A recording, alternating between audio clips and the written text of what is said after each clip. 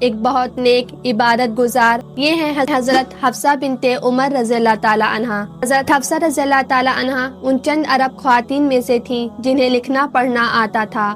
السلام علیکم ورحمۃ اللہ وبرکاتہ۔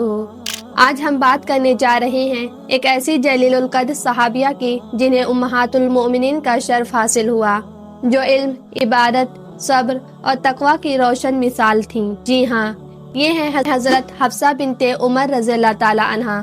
آئیے ان کی پوری زندگی کو ایک ایمان افروز سفر کی طرح سنتے ہیں۔ حضرت حفصہ رضی اللہ تعالی عنہا کا پورا نام حفصہ بنت عمر بن الخطاب تھا۔ حضرت حفصہ رضی اللہ تعالی عنہا بعثت سے 5 سال قبل پیدا ہوئی، جس وقت قریش خانہ کعبہ کی تعمیر میں مصروف تھے۔ حضرت حفصہ رضی اللہ تعالی عنہا حضرت عمر بن خطاب رضی اللہ تعالی عنہ کی صاحبزادی ہیں۔ حضرت حفصہ رضی اللہ تعالی عنہا کی والدہ کا نام زینب بنت مظعون رضی اللہ تعالی عنہا تھا، جو مشہور صحابی عثمان بن مظعون رضی اللہ تعالی عنہ کی بہن تھی۔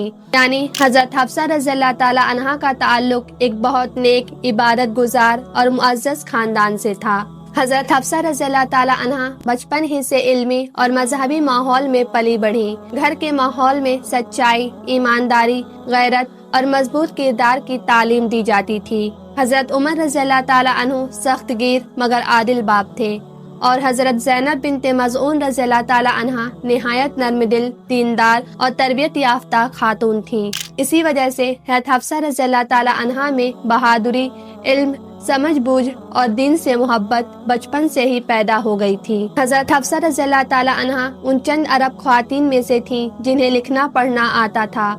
آپ قرآن پڑھتی تھیں، اس کی آیات یاد کرتی تھیں، اور بعد میں آپ نے پورا قرآن حفظ بھی کر لیا۔ حضرت حفصہ رضی اللہ تعالی عنہا کی پہلی شادی نیک اور بہادر صحابی خنیس بن حذافہ رضی اللہ تعالی عنہ سے ہوئی، جو ہجرت کر کے مدینہ آئے اور نبی کریم صلی اللہ علیہ وسلم کے بہت قریبی ساتھیوں میں سے تھے۔ وہ غزوہ بدر اور احد میں شریک ہوئے اور شدید زخمی ہو گئے۔ کچھ عرصے بعد انہی زخموں کی وجہ سے ان کا انتقال ہو گیا۔ جوانی میں بیوہ ہونا ان کے لیے ایک کڑا امتحان تھا، لیکن انہوں نے صبر، حوصلے اور ایمان سے اس تکلیف کو برداشت کیا۔ حضرت عمر رضی اللہ تعالی عنہ اپنی بیٹی کے لیے نیک رشتہ تلاش کر رہے تھے۔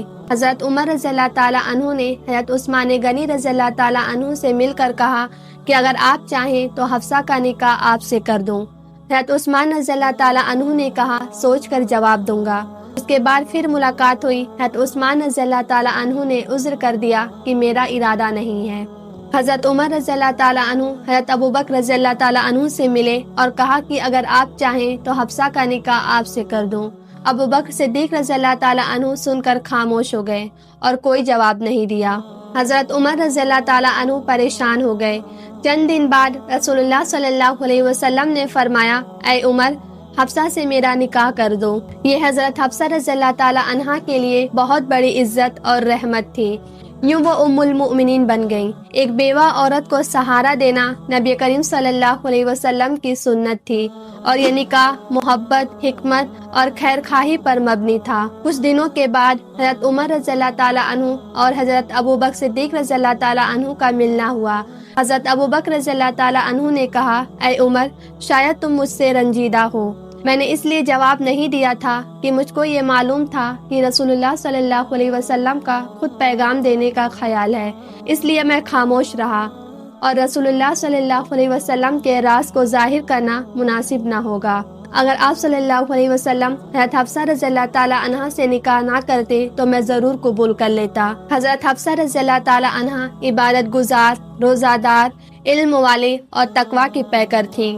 وہ قرآن کے مکمل حافظہ تھیں۔ نبی کریم صلی اللہ علیہ وسلم کے وصال کے بعد حضرت ابوبکر صدیق رضی اللہ تعالی عنہ نے قرآن کو ایک کتابی صورت میں جمع کرایا۔ وہ اصلی مصحف حضرت حفصہ رضی اللہ تعالی عنہا کو دیا گیا تاکہ قرآن کی حفاظت ایک قابل اعتماد، علم والی اور دیندار خاتون کے پاس رہے۔ بعد میں حضرت عثمان رضی اللہ تعالی عنہ نے قرآن کی مصحف عثمانی تیار کرائی، تو انہی کے مصحف کو بنیاد بنا کر پورے عالم اسلام میں نسخے بھیجے گئے۔ یوں قرآن کی حفاظت میں حضرت حفصہ رضی اللہ تعالی عنہا کا کردار بے مثال اور تاریخ ساز ہے۔ حضرت حفصہ رضی اللہ تعالی عنہا طبیعتاً غیور تھیں، حق بات کہنے والی تھیں، اور آپ کو رسول اللہ صلی اللہ علیہ وسلم سے بے حد محبت تھی، کبھی کبھی گھریلو معاملات میں معمولی باتیں بھی ہو جاتی مگر نبی کریم صلی اللہ علیہ وسلم انہیں حکمت اور شفقت سے تربیت دیتے۔ حضرت حفصہ رضی اللہ تعالی عنہا نے شعبان 45 ہجری میں مدینہ منورہ میں وفات پائی۔ حضرت معاویہ رضی اللہ تعالی عنہ کا زمانہ خلافت تھا۔ مروان بن حکم نے نماز جنازہ پڑھائی۔ وفات کے وقت 60 سال کی عمر تھی۔ آپ نے پیچھے علم، تقوی، قرآن کی حفاظت اور صبر کا عظیم ورثہ چھوڑا۔ حضرت حفصہ رضی اللہ تعالی عنہا کی زندگی ہمیں بتاتی ہے کہ علم، ایمان، صبر اور کردار ایک انسان کو دنیا اور آخرت میں بلند مقام دیتے ہیں۔ اگر آپ کو یہ ویڈیو پسند آئی ہو تو چینل کو ضرور سبسکرائب کریں اور اسلامی تاریخ کی مزید روشنیوں سے فائدہ اٹھائیں۔